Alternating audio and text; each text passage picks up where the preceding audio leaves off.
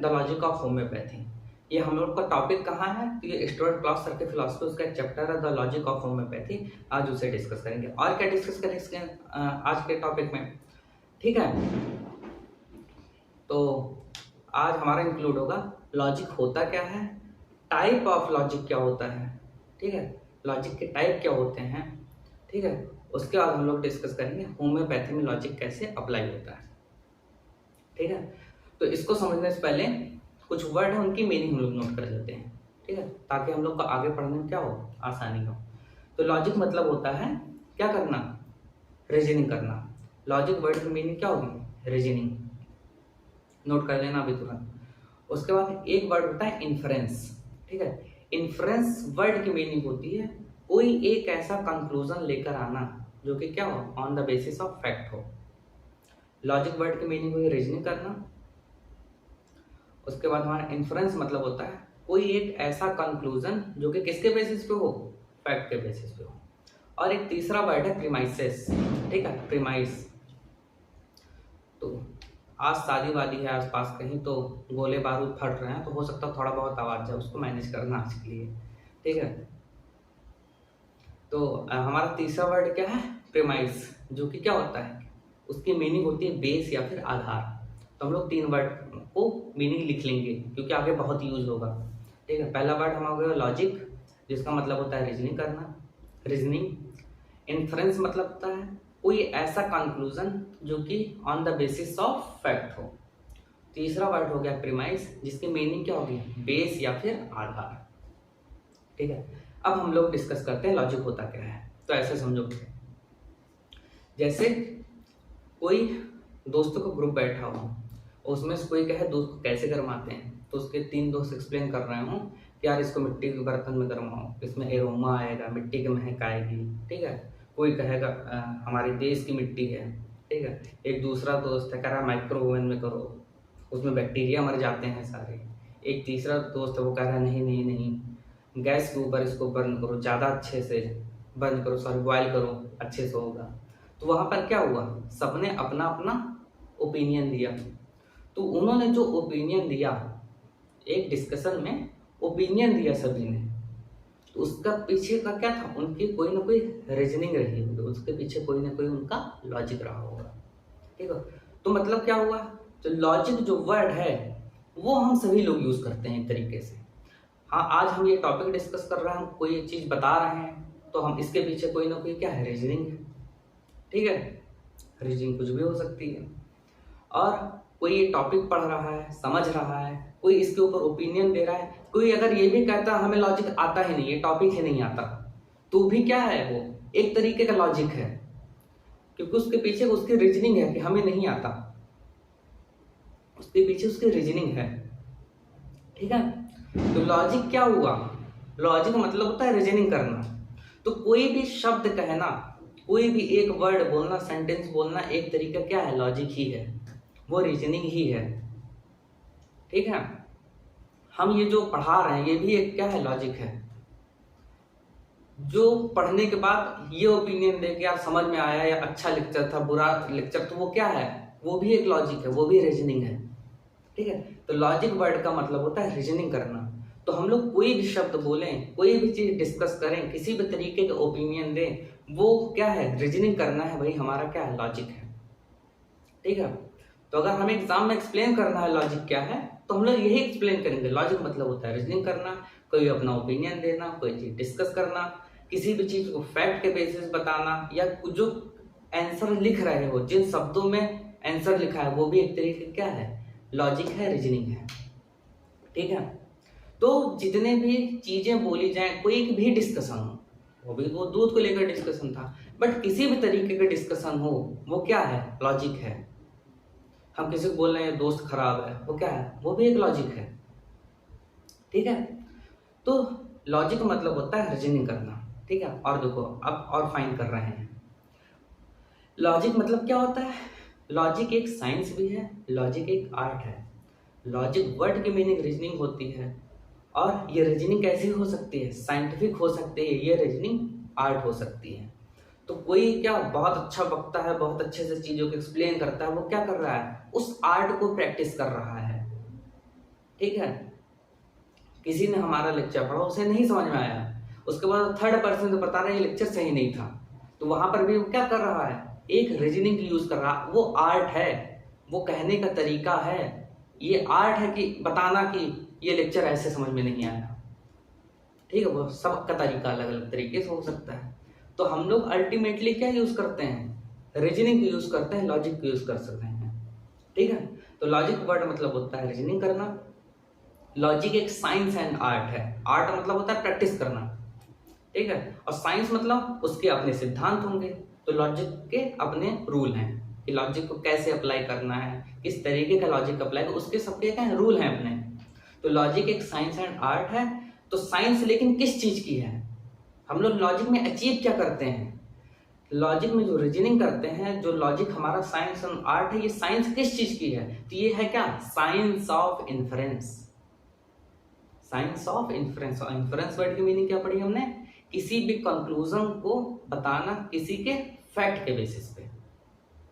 ठीक है, तो लॉजिक मतलब हो गया एक साइंस एंड आर्ट है।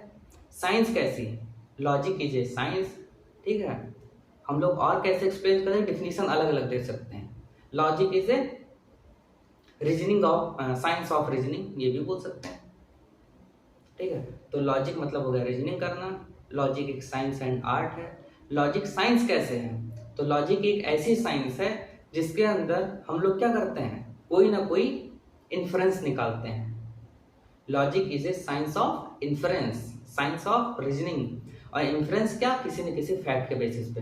तो जैसे जो एक्सप्लेन कर रहा था कि क्या यार लेक्चर सही नहीं था, लॉजिक मतलब नहीं समझ में आया, वो क्या है, कोई ना कोई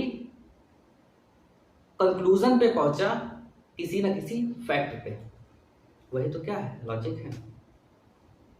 ठीक है, तो उम्मीद करते हैं लॉजिक मतलब समझ में आया होगा।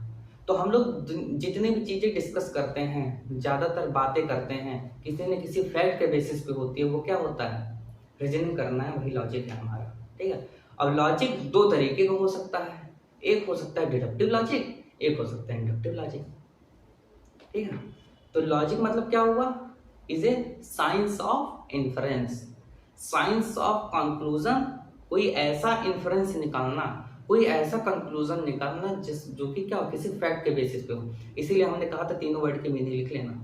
लॉजिक मतलब होता है रीजनिंग करना, इन्फरेंस मतलब क्या होता है, कोई ऐसा कंक्लूजन अचीव करना on the basis of fact, जिसके पीछे कोई ना कोई फैक्ट हो। तो अगर कोई ये बोले लॉजिक क्या है, तो लॉजिक क्या है हमारा, एक तरीके के रीजनिंग है, साइंस एंड आर्ट है, जो कि क्या है, science of inference, science of conclusion on the basis of fact. ये लॉजिक की डिफिनीशन है पूरी तरीके से। ठीक है, और लॉजिक दो तरीके का होता है, एक होता है डिडक्टिव लॉजिक, एक होता है इंडक्टिव लॉजिक, जो कि हम लोग कॉमन पढ़ रहे हैं। जब हम लोग स्टूडेंट क्लास की फिलॉसफी पढ़ते हैं, वहाँ दो तीन नाम और मिलते हैं। ठीक है, तो अभी हम जो हम लोग को कॉमनली नाम याद रहते हैं उसी को नोट करेंगे। ठीक है, डिडक्टिव लॉजिक है, इंडक्टिव लॉजिक। लॉजिक दो तरीके के, एक होता है डिडक्टिव लॉजिक, एक होता है इंडक्टिव लॉजिक। ठीक है, डिडक्टिव लॉजिक को और क्या बोलते हैं, दूसरा नाम क्या है इसका, तो वो है प्योर लॉजिक। डिडक्टिव लॉजिक को हम लोग और क्या बोलते हैं, प्योर लॉजिक बोलते हैं, या फिर फॉर्मल लॉजिक भी बोल सकते हैं। डिडक्टिव लॉजिक के दो और नाम होते हैं, प्योर लॉजिक और डिडक्टिव लॉजिक। ये तीनों नाम लिख लेना। बाई चांस एग्जाम में डिडक्टिव लॉजिक देकर एग्जामिनर क्या पूछ ले, फॉर्मल लॉजिक पूछ ले, तो वहाँ पे अगर हमें अभी पता रहेगा, थोड़ा बहुत याद भी रह गया कि हाँ डिडक्टिव लॉजिक का मतलब फॉर्मल लॉजिक होता है या फिर प्योर लॉजिक होता है, तो एग्जाम एक्सप्लेन कर देंगे। और इंडक्टिव लॉजिक का और क्या कह सकते हैं, इंडक्टिव लॉजिक का दूसरा नाम होता है मटेरियल लॉजिक। ठीक है, तो डिडक्टिव लॉजिक के दो नाम, pure logic and formal logic. And inductive logic क्या हो गया, इसका दूसरा नाम क्या हो गया, मटेरियल लॉजिक। ठीक है, तो हम लोगों ने लॉजिक पढ़ लिया, डिफिनीशन पढ़ ली पूरी अच्छे से। लॉजिक के दो टाइप होते हैं और दोनों टाइप के डिफरेंट डिफरेंट नेम पढ़ लिए। ठीक है, अब पढ़ते हैं डिडक्टिव और इंडक्टिव लॉजिक यूज क्यों करते हैं हम लोग, इसके पीछे का रीजन क्या होता है। ठीक है, तो अब दोनों को हम लोग ना कंपेयर करके पढ़ेंगे। पहले डिडक्टिव लॉजिक बताएंगे, फिर उसके में इंडक्टिव लॉजिक में डिफरेंस क्या है, ताकि एग्जाम में हो तो हम कम से कम डिफरेंस भी लिख के आ सकें, दोनों को अलग अलग एक्सप्लेन भी कर सकें। तो डिडक्टिव लॉजिक जो होता है ना, डिडक्टिव लॉजिक में हमेशा हम क्या खोजने की कोशिश करते हैं, कंसिस्टेंसी। ये वर्ड याद रखना, ठीक है। डिडक्टिव लॉजिक का पर्पस होता है कि क्या अचीव हो सके, कंसिस्टेंसी अचीव हो सके, जबकि इंडक्टिव लॉजिक को हम लोग यूज कर सकते हैं। इसका पर्पस क्या होता है, ताकि ट्रुथ को सर्च किया जा सके। दोनों का पर्पस, डिडक्टिव लॉजिक का पर्पस होता है कि कंसिस्टेंसी मेंटेन हो किसी न किसी चीज में, जबकि इंडक्टिव लॉजिक को यूज करते हैं हम लोग सच को जानने के लिए, किसी ट्रुथ को जानने के लिए, ठीक है। अगर हमें सच जानना है तो किसके बेसिस पे होगा, फैक्ट के बेसिस पे होगा।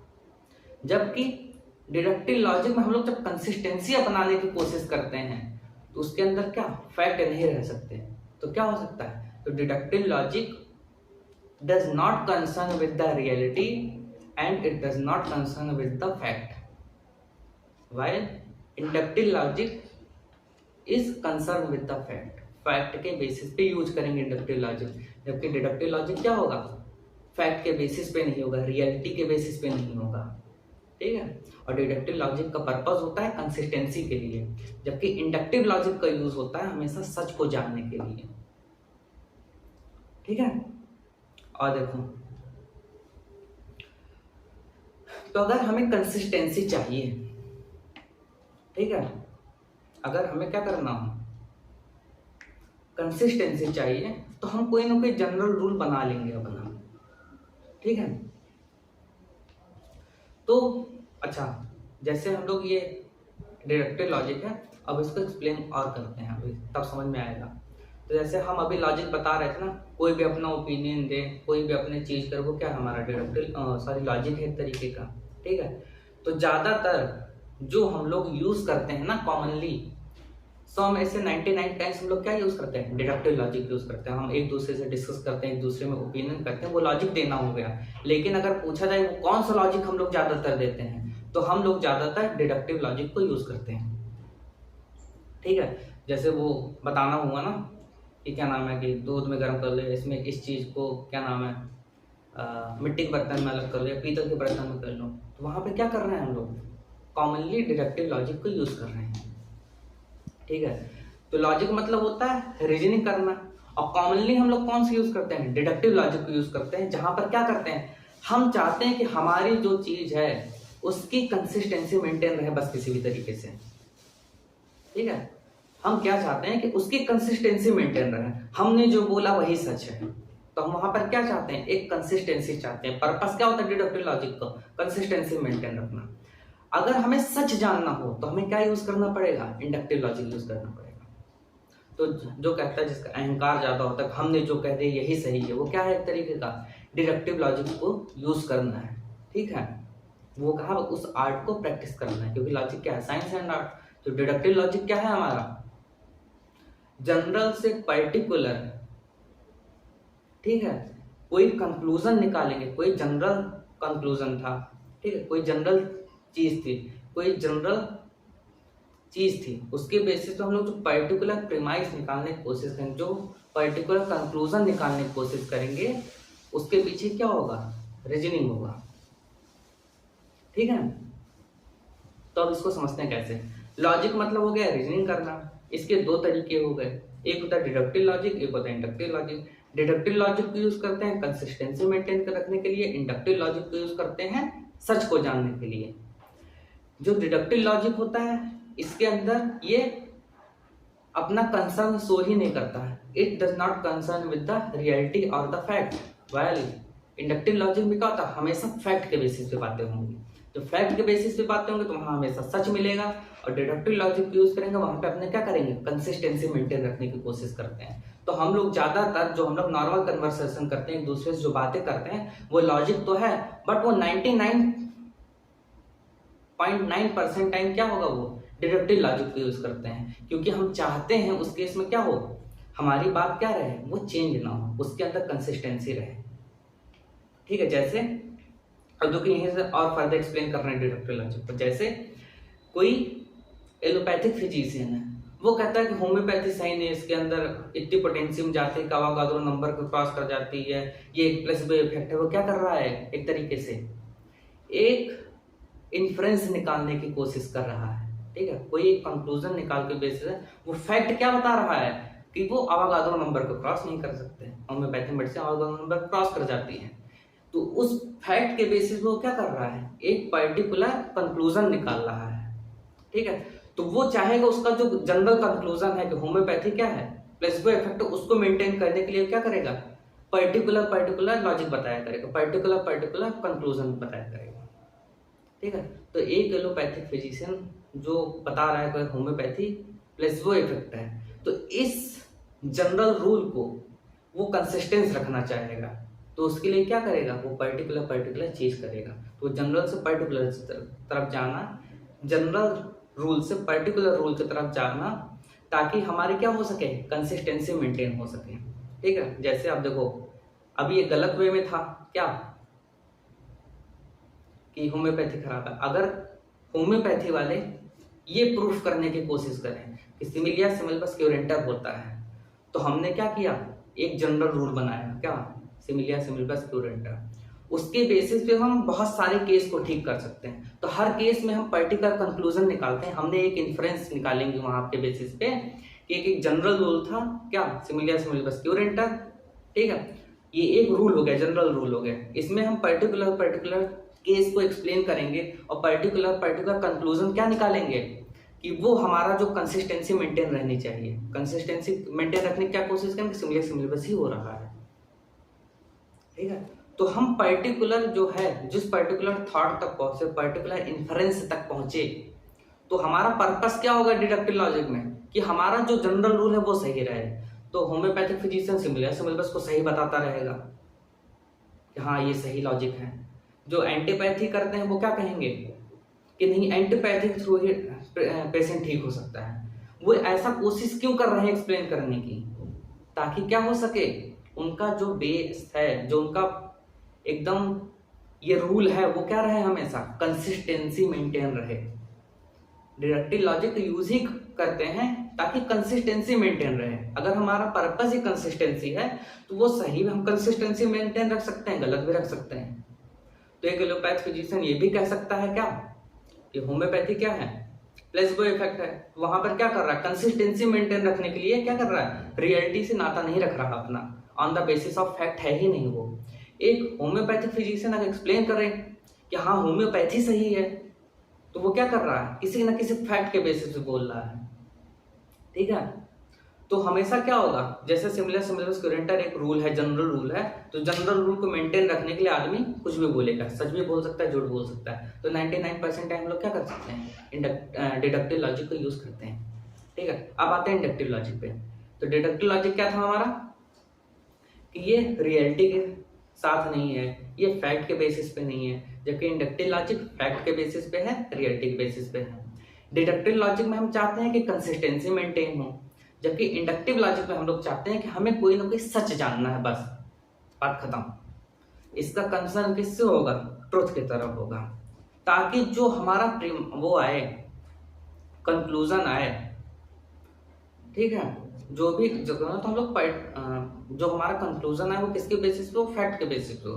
तो हम लोग यहाँ क्या करते हैं, पर्टिकुलर से जनरल की तरफ जाने की कोशिश करते हैं। ठीक है, अब देखो हो सकता है जनरल से पर्टिकुलर से जनरल कंफ्यूजन हो गया हो, लेकिन दो चीज याद होनी चाहिए। कौन सी, कि डिडक्टिव लॉजिक में हमेशा क्या कंसिस्टेंसी मेंटेन रखने की कोशिश की जाती है, और इंडक्टिव लॉजिक में ट्रुथ जानने की कोशिश की जाती है। डिडक्टिव लॉजिक में रियलिटी या फैक्ट से लेना देना कभी कभी नहीं होता, और जबकि इंडक्टिव लॉजिक में ये फैक्ट और रियलिटी के बेसिस पे ही होता है। इसका पर्पस होता है सच जानना, इसका पर्पस होता है अपनी कंसिस्टेंसी को मेंटेन रखना। ठीक है, और हम लोग 99% टाइम क्या करते हैं, कंसिस्टेंसी मेंटेन रखने की कोशिश करते हैं, डिडक्टिव लॉजिक का ही यूज करते हैं। बाकी लॉजिक तो हमेशा है, बट 99% टाइम क्या करते हैं, 100 में से 99 लोग क्या करेंगे, डिडक्टिव लॉजिक यूज करेंगे, जबकि जो 1% लोग हैं वो क्या करेंगे, इंडक्टिव लॉजिक को यूज करते हैं। उन्हें सच जानना होता है, उन एक लोग होते हैं कोई जिसको सच जानना होता है, जबकि 99% टाइम कोशिश क्या होती है कि उसका रहे। और क्या होता है, डिडक्टिव लॉजिक में हम लोग क्या करते हैं, जनरल से पर्टिकुलर इन्फ्रेंस की तरफ जाते हैं, मतलब कंक्लूजन की तरफ जाते हैं। ठीक है, इसके अंदर डिडक्टिव लॉजिक में कोई ना कोई कंक्लूजन की तरफ जाते हैं, जनरल से पर्टिकुलर, जबकि इंडक्टिव लॉजिक में पर्टिकुलर टू जनरल की तरफ जाते हैं। कोई पर्टिकुलर चीज़ थी, उसके बेसिस पे एक जनरल कंक्लूजन निकालेंगे और वो जनरल कंक्लूजन क्या होगा, फैक्ट के बेसिस पे होगा। हम लोगों ने 4 चीज़ें पढ़ी ना। अच्छा हाँ, यहाँ पे एक चीज़ और है जो स्टुअर्ट क्लॉस के फिलॉसफी में लिखा है, डिडक्टिव और इंडक्टिव लॉजिक एक दूसरे के अपोजिट नहीं है। ठीक है, ये एक एरर होगा अगर हम ये समझें कि इंडक्टिव एंड डिडक्टिव लॉजिक एक दूसरे का अपोजिट है, तो हम गलत हो जाएंगे। हम लोग पढ़ते ही यही हैं कि हम लोग इंडक्टिव लॉजिक पढ़े, बस इसका अपोजिट हमें लिख के आना है, या इसका अपोजिट ही डिडक्टिव लॉजिक होता है। नहीं, इंडक्टिव और डिडक्टिव लॉजिक 2 अलग अलग तरीके हैं किसी फैक्ट पे पहुंचने के, बस। ठीक है, ये दोनों अपोजिट नहीं है, इंडक्टिव और डिडक्टिव, बस क्या है, दोनों रास्ते अलग अलग हैं किसी फैक्ट को समझने के लिए। ठीक है, कोई एक ऐसा फैक्ट है जिसे समझना है तो हम लोग रास्ते अलग अलग अपनाते हैं, एक डिडक्टिव लॉजिक का अपनाते हैं, एक इंडक्टिव लॉजिक का अपनाए, बस। बाकी क्या है, एक दूसरे का अपोजिट नहीं है। दोनों का पर्पस अलग अलग होता है। डिडक्टिव का पर्पस होता है कंसिस्टेंसी, इंडक्टिव का पर्पस होता है सच जानना। डिडक्टिव रियलिटी या फैक्ट के बेसिस पे नहीं होता, ये फैक्ट के बेसिस पे होता है। हम लोग 99 केसेस में क्या करते हैं, डिडक्टिव लॉजिक यूज करते हैं, कंसिस्टेंसी मेंटेन रखने की कोशिश करते हैं, जबकि इंडक्टिव लॉजिक को बहुत कम यूज करते हैं। बट दोनों का पर्पस क्या होता है, कोई ना कोई सच जानना, कोई ना कोई चीज फैक्ट को समझना, बस। दोनों का पर्पस सेम होता है, किसी चीज को समझने के लिए रास्ते अलग अलग अपनाए गए हैं, बस। ठीक है, लेकिन क्या है, ये एक दूसरे का अपोजिट नहीं है। तो हम लोगों ने लॉजिक पढ़ा, क्या हुआ, लॉजिक के टाइप पढ़े, दोनों को अच्छे से समझा। अब देखो होम्योपैथी में अप्लाई कैसे हुआ, समझो। तो हनीमैन सर जब प्रैक्टिस कर रहे थे वो डिससेटिस्फाई हो गए इस चीज़ में। किस चीज़ में, कि कैसे बोला जा रहा है, कैसे समझाया जा रहा है, वो डिससेटिस्फाई थे होम्योपैथी से। तो उन्होंने क्या किया, होम्योपैथी में मेहनत की। ठीक है, कैसे मेहनत की वो अभी समझते हैं। ठीक है, इंडक्टिव लॉजिक में 2 चीज़ें और ऐड करते हैं। ठीक है, इंडक्टिव लॉजिक हम लोग 99% और 11%, जो हमारा इंडक्टिव लॉजिक होता है, ये जो है क्या है, इसके 4 प्रिंसिपल होते हैं, मतलब 4 चीज़ों के बेसिस पे होता है। इंडक्टिव लॉजिक में एग्जैक्ट ऑब्जर्वेशन करना पड़ेगा। अगर हमें सच जानना है तो क्या होना चाहिए, exact observation, correct interpretation and rational explanation, तीसरी चीज, एंड चौथी क्या है, साइंटिफिक एक्सप्लेनेशन। ठीक है, साइंटिफिक कंस्ट्रक्शन। तो इंडक्शन में 4 चीजें होती हैं, 4, क्योंकि ये क्या साइंस है, साइंस है जिसको रूल होंगे। तो इंडक्टिव लॉजिक को अगर ट्रुथ की तरफ जाना है तो 4 चीजें उसके अंदर होनी चाहिए। क्या क्या, exact observation, correct interpretation and rational explanation and scientific construction. अब देखो समझते हैं, हनुमान सर क्या थे, प्रैक्टिस कर रहे थे, तो वो डिससेटिस्फाई हो गए।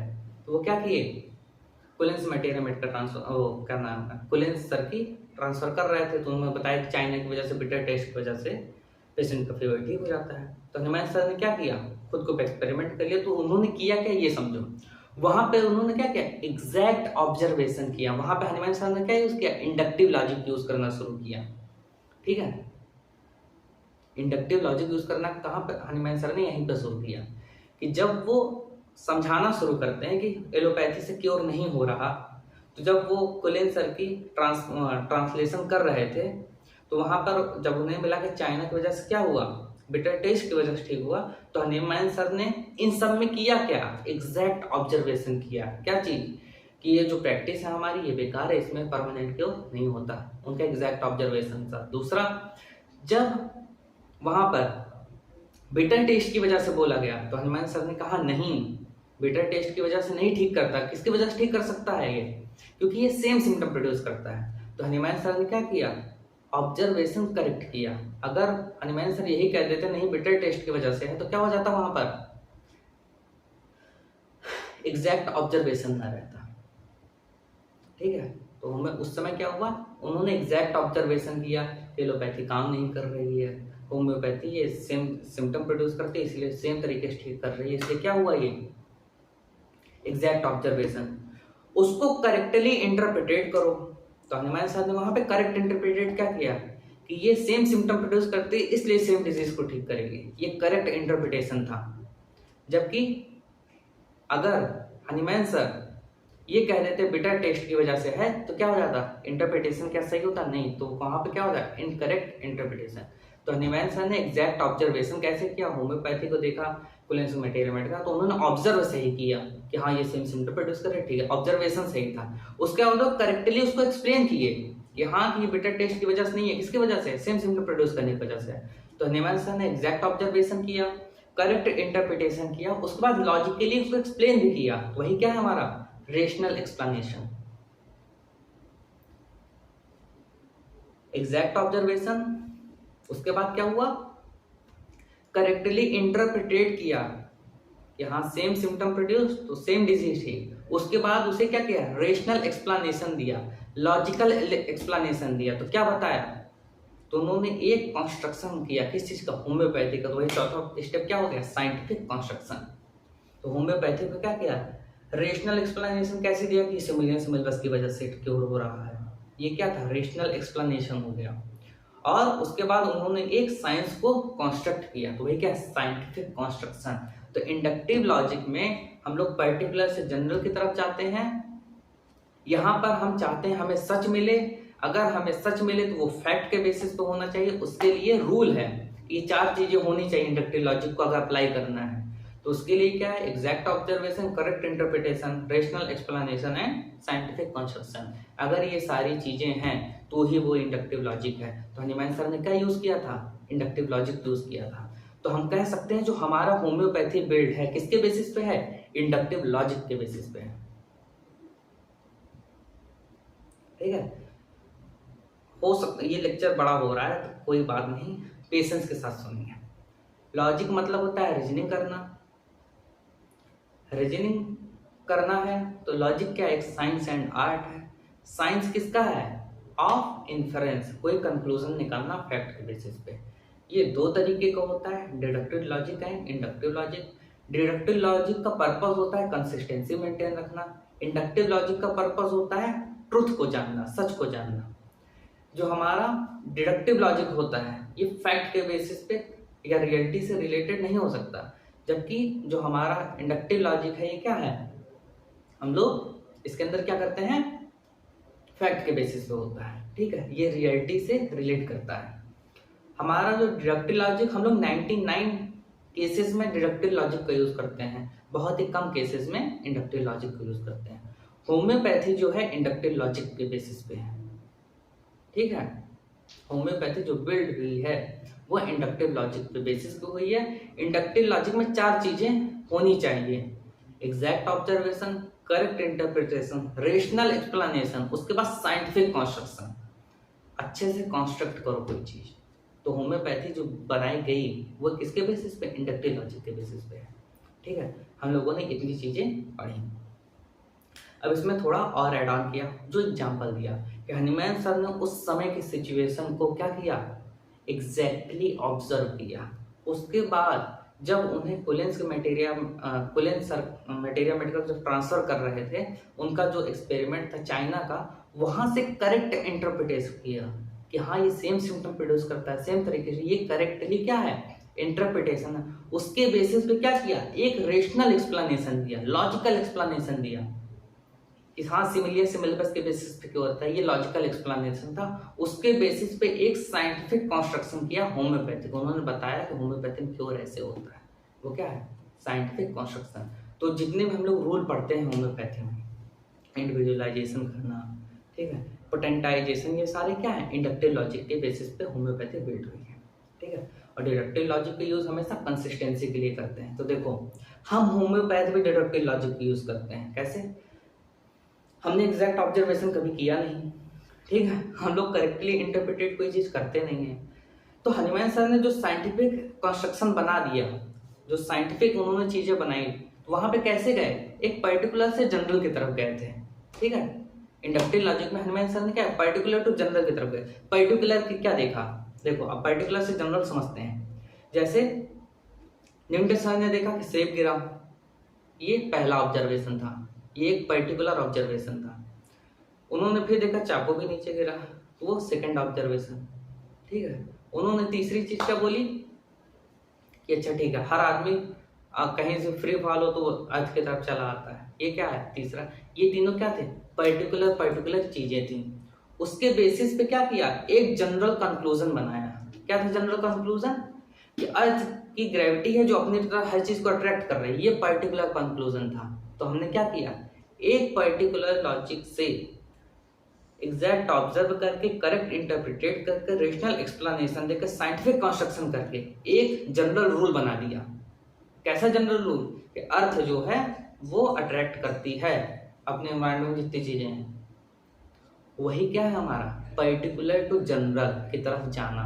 पर्टिकुलर पर्टिकुलर ऑब्जर्वेशन किया, उसके बाद हमने जनरल कंक्लूजन बना दिया।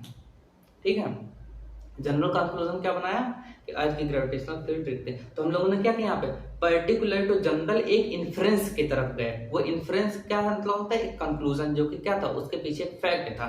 तो हमें डिफरेंट डिफरेंट फैक्ट को एक्सप्लेन कर दिया। ये हमारा क्या हो गया, इंडक्टिव लॉजिक हो गया।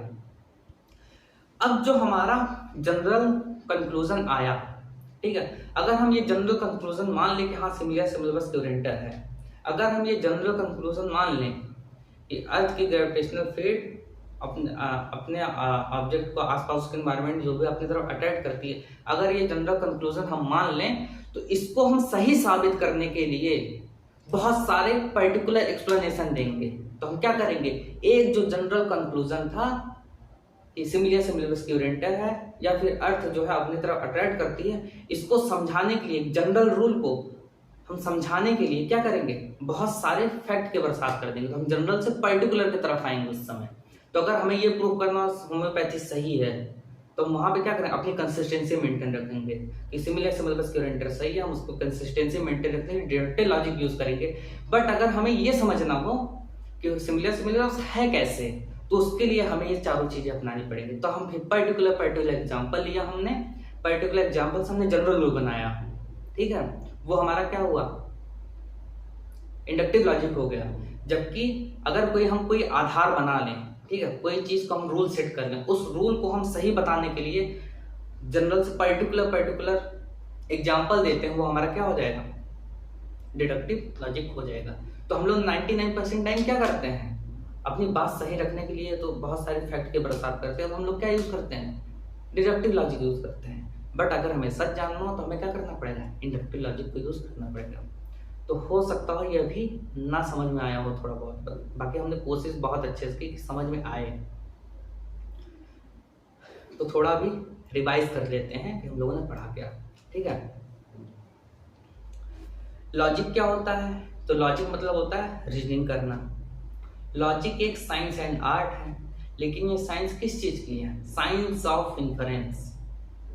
ठीक है, साइंस ऑफ कंक्लूजन, ये एक ऐसी साइंस है लॉजिक जिसके अंदर हम कंक्लूजन निकालते हैं, conclusion on the basis of fact. ये दो तरीके का होता है, deductive logic and inductive logic. Deductive logic का और हम लोग प्योर लॉजिक बोलते हैं या फिर फॉर्मल लॉजिक भी बोलते हैं। डिडक्टिव लॉजिक का पर्पज होता है कंसिस्टेंसी मेंटेन रखना। इंडक्टिव लॉजिक का मतलब होता है इंडक्टिव लॉजिक का यूज करते हैं हम लोग किस चीज के लिए, किसी ट्रुथ को जानने के लिए। Inductive logic concern with the fact and reality, जबकि जो हमारा डिडक्टिव लॉजिक है फैक्ट एंड रियलिटी बेसिस पे नहीं होता। डिडक्टिव लॉजिक में क्या करते हैं हम लोग, ज्यादा 99 केसेस में 99% केसेस में 100 में से 99 लोग क्या यूज करेंगे, डिडक्टिव लॉजिक यूज करते हैं। जबकि सच जानने के लिए, फैक्ट के बेसिस पे मेहनत करने के लिए हमें इंडक्टिव लॉजिक यूज करना पड़ता है। इंडक्टिव लॉजिक को अप्लाई करने के लिए 4 चीजें आनी चाहिए, exact observation, correct interpretation, rational explanation and scientific construction. जबकि डिडक्टिव लॉजिक में ये सब नहीं होता, सिर्फ इसका पर्पस होता है कंसिस्टेंसी मेंटेन रखो किसी भी तरीके से। और इंडक्टिव लॉजिक हम लोग पर्टिकुलर से जनरल कंक्लूजन की तरफ जाते हैं। पर्टिकुलर चीज हमने पकड़ी, एक पर्टिकुलर पेशेंट को पढ़ना, फिर पर्टिकुलर पेशेंट को पकड़ा, फिर पर्टिकुलर पेशेंट को पढ़ना, फिर पर्टिकुलर पेशेंट को पकड़ा। तो पर्टिकुलर से जब हम लोग क्योर किए एनिमल ने, फिर बताया कि हाँ देखो ये जनरल रूल है। ठीक है, तो पर्टिकुलर से जनरल की तरफ हम लोग किस में जाते हैं, इंडक्टिव लॉजिक में जाते हैं। जबकि डिडक्टिव लॉजिक में जो जनरल रूल है उसको हमें सही बताना है कि ये सही है, तो उसके लिए हम लोग बहुत सारे पर्टिकुलर एग्जाम्पल देने की कोशिश करते हैं, वो हमारा डिडक्टिव लॉजिक है। ठीक है। अब वो डिडक्टिव लॉजिक सही भी हो सकता है, गलत भी हो सकता है। तो डिडक्टिव लॉजिक जो है उसको ना जो कामचोर आदमी हैं या फिर जो चालबाज होते हैं, धोखेबाज लोग होते हैं, वो अप्लाई करते हैं। एक एलोपैथिक फिजिशियन अपने आप को सही साबित करने के लिए क्या करता है, डिडक्टिव लॉजिक को यूज करता है, ठीक है। जबकि इंडक्टिव लॉजिक में हमेशा क्या होगा, ट्रुथ होगा, और डिडक्टिव लॉजिक में क्या होगा, हमेशा कंसिस्टेंसी मेंटेन रखने की कोशिश की जाएगी। हाँ, एक चीज हमसे मिस हो गई थी जो अभी डिस्कस कर रहे हैं कि इंडक्टिव लॉजिक को दिया किसने था, ठीक है। तो स्टुअर्ट क्लॉस सर यहाँ पे एक्सप्लेन करना, पर स्टुअर्ट क्लॉस सर बताते हैं कि ये जो इंडक्टिव लॉजिक है इससे ओरिजिनेटेड बाय किसके था, लॉर्ड बेकन सर ने इसको सबसे पहले दिया था। लॉजिक को, इंडक्टिव लॉजिक को सबसे पहले किसने दिया, लॉर्ड बेकन सर ने, जो कि किसमें था, नोआन ऑर्गेनम था। उसके बाद इसको डेवलप किसने किया, तो उसको डेवलप किया था किसने, जॉन स्टुअर्ट विल ने। ये नाम है हम लोग के फिलोसफी में लिखे गए हैं, ठीक है। तो हमें याद होने चाहिए कि लॉर्ड बेकन सर ने इंडक्टिव लॉजिक दिया था नोआन ऑर्गेनम में, और इसको और ज़्यादा डेवलप किसने किया, तो नाम क्या था, जॉन स्टुअर्ट विल सर ने, ठीक है। आज के लेक्चर बस इतना ही, उम्मीद करते हैं समझ में आया होगा। बाकी इसके जो एग्जाम्पल हैं तो उसको बताना फिर, कि अगर और एक्सप्लेन करना होगा तो बताना। हम इसके जितने भी एग्जाम्पल हैं इसके अंदर कि इंडिविजुअलाइजेशन करना, थ्योरी ऑफ ग्रांड जनरलाइजेशन, रिपर्टराइजेशन, कौन सा किसके बेसिस पे है उसको डिस्कस करेंगे, ठीक है। आज के लेक्चर बस इतना ही।